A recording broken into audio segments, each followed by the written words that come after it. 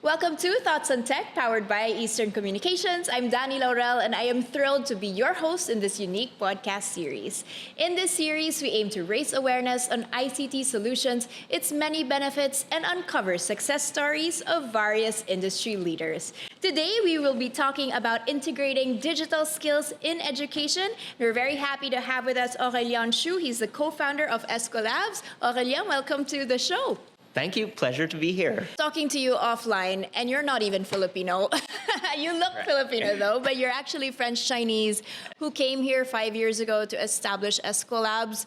Tell us why, just give us a story of that and why you chose the Philippines to be your, let's say, new adopted home, and why this is the market you think could benefit the most from digital skills. I think when I look back at my family history, everything is connected to education. I think this has also been on a macroeconomic level. The story of China, the story of France, the story of many other countries is that education kind of powers national development. And so my career prior to coming to the Philippines was all focused on economics and specifically education reform. Working around the world, in Africa, in Asia, in Europe, in the US even, focus on this question of how do we align the education systems of today to the world of tomorrow, because the skills are changing. And so that was part of my obsession as an economist is I want to, what are the countries of tomorrow, right? If one were to bet on which countries I think have a really good chance, it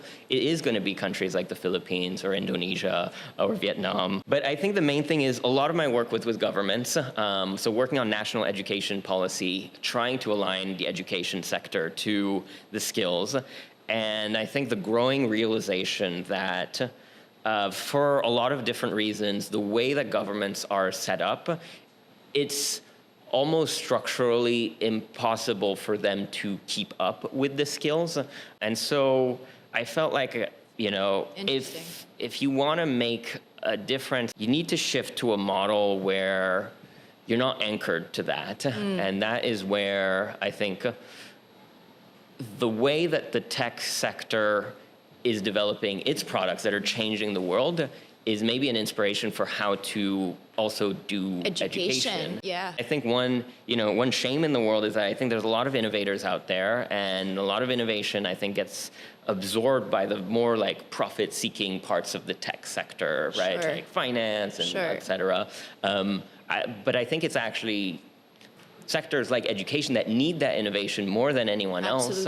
And so that was, how I decided to move into an education startup. And then where to start that education startup, I think, this is the country that I... Well, absolutely, we need your help. So no complaints there. Tell us why, though. I mean, we have a lot of things to address in education, right? Yeah, I think there's so many challenges in the education sector. And I think for us as a startup, I think the challenge that we were looking at is for a lot of students, their goal after the education system is to build a good career, to, get employment.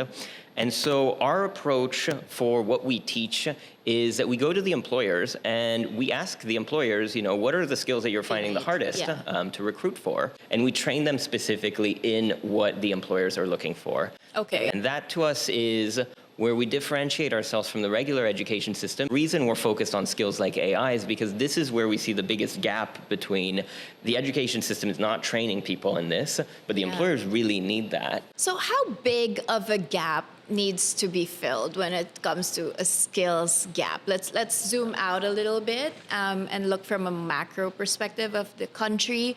Where do we still lack the skills? What do technology companies still need when they hire, or tech teams in big corporations, or even SMEs, all of that? I think the gap is pretty immense. That's why we exist. We wouldn't exist if the gap didn't. We also asked a lot of multinationals. Data talent is one of the things that you're most looking for. How much do you recruit in the Philippines?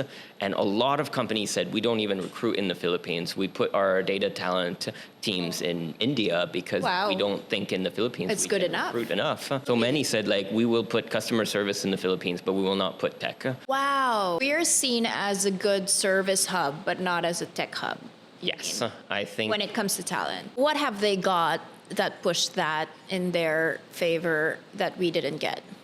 Is it infrastructure? Is it government funding? I think the Philippines does perform quite low in STEM results. Right, And that's this just is kind of like a fundamental. foundation. Yeah. When we review a lot of the university syllabi, especially, if you're not like one of, like the top few universities, barely qualified to be an IT help desk, and it's supposed to be a computer science degree. But it's so hard for me to wrap my head around it since we're also digitally native, right? So we have Facebook, we have smartphones and all of that. Has that changed? Like, are the younger people more and more interested in tech skills and tech courses? I think the technological skills, at least in terms of like the core math, engineering, are a bit of a struggle. Still, yeah. And the other thing is, I think the bootcamp ecosystem, right, which fills that gap to a certain degree in a lot of other countries, is that, regardless of, how much you learned in university, you can, catch up with a bootcamp later and, reconvert. There's just not that many here. So the issue you've actually wanted to fundamentally address was education, right? That's really the heart and soul of this. Not necessarily technology, just so happens that technology came into the picture. But we have a lot of issues in the country related to education. We just came from a pandemic where people had to stop going to schools, and we had remote learning, which, set back a lot of our students in very basic things like math, sciences, English even. So why focus on AI? Yeah, so AI and data skills, which are the main things that we teach in, I think bring together some of the characteristics that we're looking at to train people in. One, these are skills which lead to careers with potential, with promotions, with job security, with honestly some of the best, I think, work-life balance that you get in many of these careers. They are also careers in which you can enter even without necessarily having the quote unquote the right education or the right university name, because in the tech sector, a lot of the way that you can get these kinds of jobs is by showing that you can do the work. It's based on your portfolio. Regardless of whether or not I have a college degree, you can look at my portfolio, you can see that I can do the work.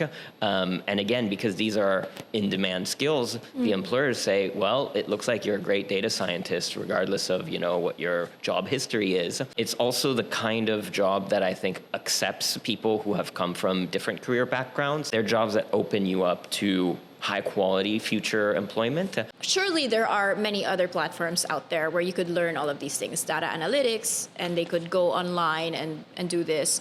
What makes yours different? Yeah, so I think for us, I think the secret to education, which I think every teacher in the world knows, is it's really about that human connection.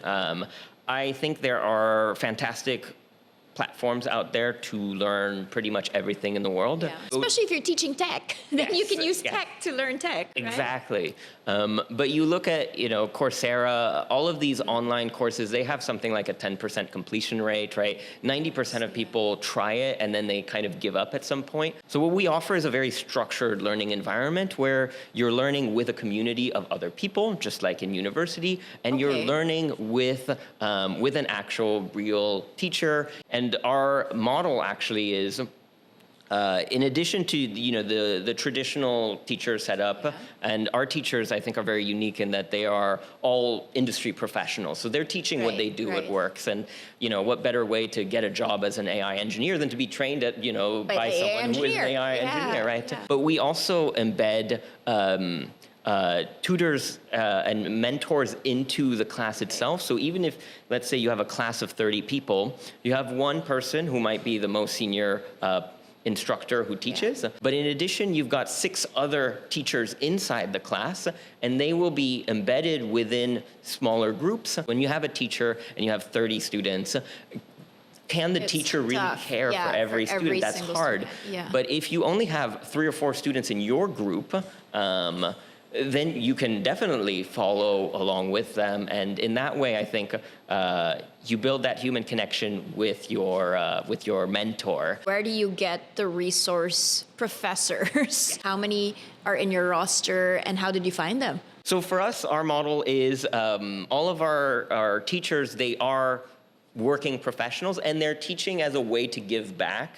Wow. We have startup founders sometimes who teach with us because they are, looking to hire some of the people, talent. But for most of them, I think it adds something to their job. They know that they are working on the cutting edge, and they want to share that to others. And so right now we have a roster of about 1,000 people. That's a lot. Is it flexible? Like, who are your students? Give us a demographic profile. Are these, professionals already that want to upskill? Give us an idea of who would tap your school. Yeah, fantastic. So it's an interesting question because different programs have very different, I think, profiles. Okay. For instance, on the gender side, we have seen it's majority women going into data analytics, but majority men going into the machine learning side. Which one's more difficult? I think they're difficult in different ways. I think machine learning is harder in computer science, hard math, but data analytics requires a lot of interpretation and a lot of communication, I think. Interesting. So more women are doing interpretation skills. I guess so. And do you get people that have already had a career wanting to do this? Yeah. So data analytics and data literacy are the ones where we get a much broader range. So data literacy, I think you have everyone from like fresh college graduates, all the way to people who have been, 15, 20 years in their work and now want to enter, one of the fastest emerging sectors. And data analytics is the one where you get, a very wide variety. And then data literacy is the last program. This one is more for people who have really no experience dealing with data in any way. For them, it's more about learning how to use AI for the kinds of tasks you could do as a virtual assistant, right? We had about 3,000 learners across the Philippines. That's amazing. The target audience here is a lot of women actually lost their jobs during COVID, and we're not able to return to the office because of having to take care of family, having to take care of children, and so they were looking to transition into a remote job. And getting your first remote job is very hard. A lot of them do not have a college education, which makes it even harder. And so the use of AI to overcome that education gap, that's what we were focusing on, is even if you're not an Excel guru, you could actually rise to the level of a relatively proficient Excel user with AI to basically turbocharge you. How do you position yourself with, like universities offering some level of training? The university course is like 1 year to 2 years. Our courses are 3 months. So our courses are much shorter. And they can do that while working? Yes. Okay. So most of our programs are set up part-time. for working professionals. Is it an expensive thing? It's for sure more expensive than the government programs. Like, how much does a person have to invest in this sort of training? Yeah. So that's a great question. And I will also note that we do have a lot of scholarship options. Okay. So our current business model is that we do a lot of these trainings for corporations. Okay. And we use the revenue from that to cross-subsidize the trainings for individuals, so that we can be more accessible. So we have had the free training for data literacy, which we want to maintain kind of at a free level so everyone can participate.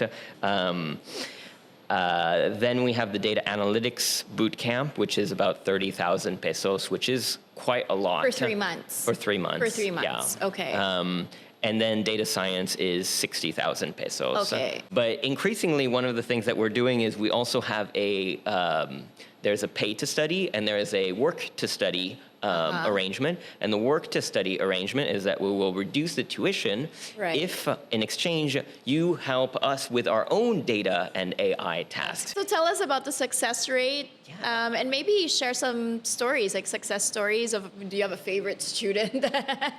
Like your Eskwelabs pride and joy? We're very proud of all of our students. Depending on the cohort, it's usually around a 90% placement rate, which means that 90% will either shift into a new job with an organization for their career track, or they will stay in their current institution but usually get promoted. Based on our stats, we usually see about a 15 to 20% increase in salary for people, or in income for people who go through that. Data literacy is much lower, but that is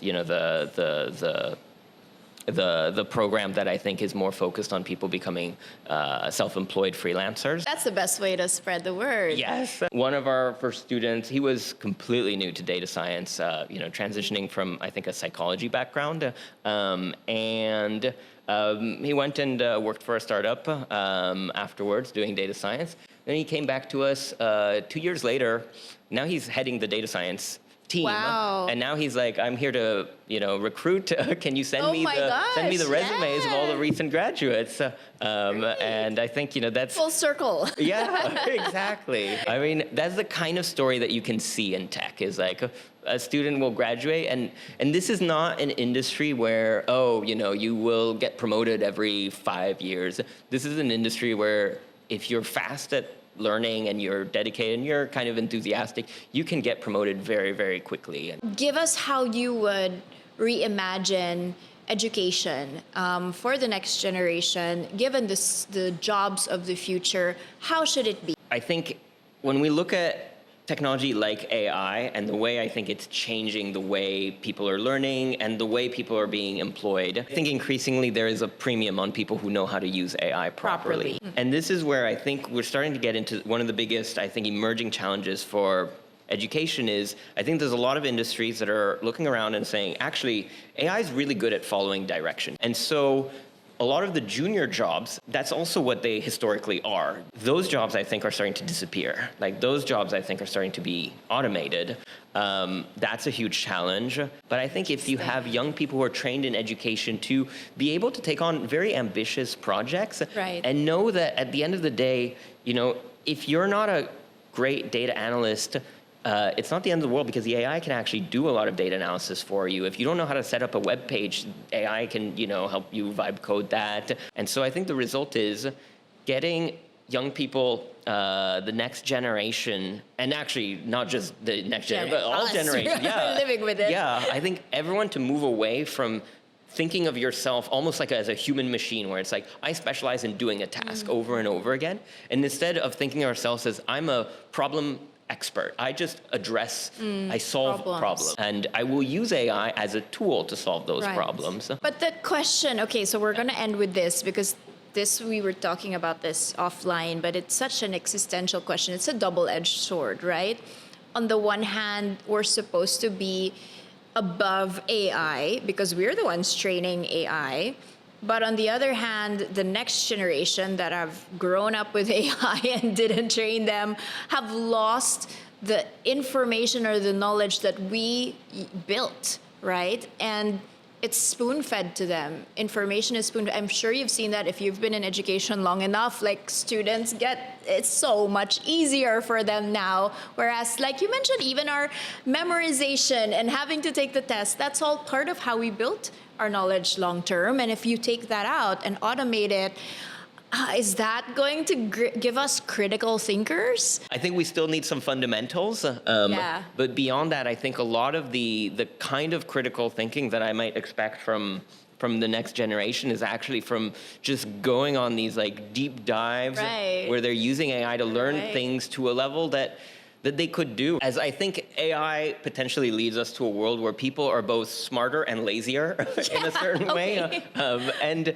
to be fair, I've spent a lot of time in Silicon Valley, which is a place that actually adores this idea of like the lazy but smart engineers are the ones who will basically, create code because they're too lazy to do a single task twice. They're like, I would rather write the code to automate that task. And I actively encourage that. And, everyone who works with me is you should want to automate as much of your work as possible because that opens you up to be creative and come up with new things to do. Time to do other leisure. You can do art. But even in work, I think there is there's I think a fallacy of thinking like, oh, if we automate our work, there will be nothing left to do. When really it's the opposite. I mean, like imagine if the government automated all their work, that would not solve all the challenges. You can always do more if you're a company. You can always do more for your customers. Well, thank you so much for all of your insights. That was great. I had so much fun. Thank you for joining us here on Thoughts on Tech. Thank you so much. It was a fantastic pleasure. All right, guys, that was Aurelien Chu, co-founder of Eskwelabs.